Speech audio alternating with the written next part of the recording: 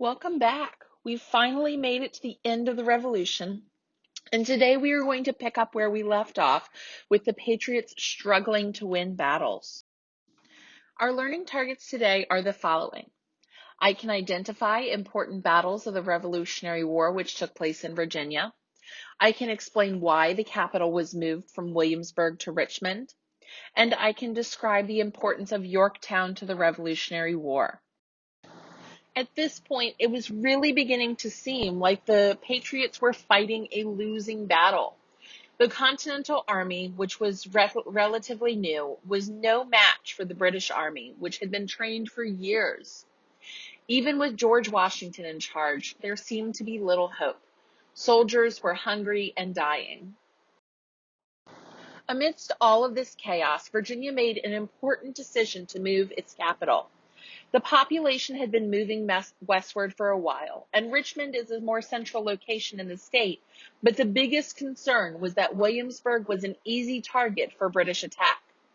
As a result, in 1780, the capital officially moved to Richmond. A year later, the Revolution had raged on for 6 years, and it was looking very bad for the American colonies. The British had taken firm control of New York City, and General Cornwallis was leading troops through the South, winning battle after battle. To make matters worse for Virginians, the British had taken control of Richmond after a big win. But after a Patriot win in Saratoga, the French saw an opportunity to get back at England for the French and Indian War. In 1778, France signed a treaty with the United States, and thousands of French troops immediately began pouring into the country. General Washington and the Comte de Rochambeau hatched a plan. While Washington wanted to attack New York, Rochambeau saw an opportunity in Virginia. The British had recently been forced out of the Carolinas, and he felt that with the right strategy, they could win big. So the French Navy put their plan into action and surprised the British fleet at the mouth of the Chesapeake Bay on September 5th, 1781. As you can see in this map, the French cut off British troops and supply ships from reaching Yorktown.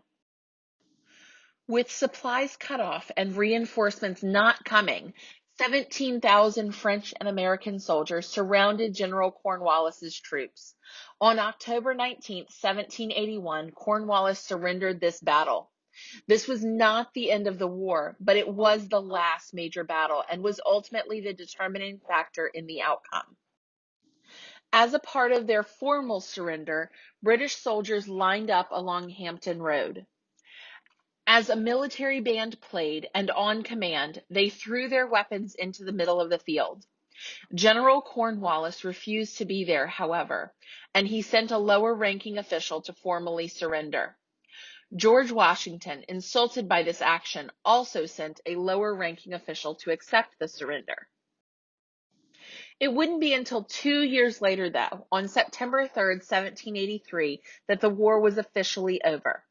It all came to an end with the signing of the Treaty of Paris, which recognized the United States of America as an independent country. Now that a country existed, how would it be run, and by whom? We will answer those questions and more in our next unit.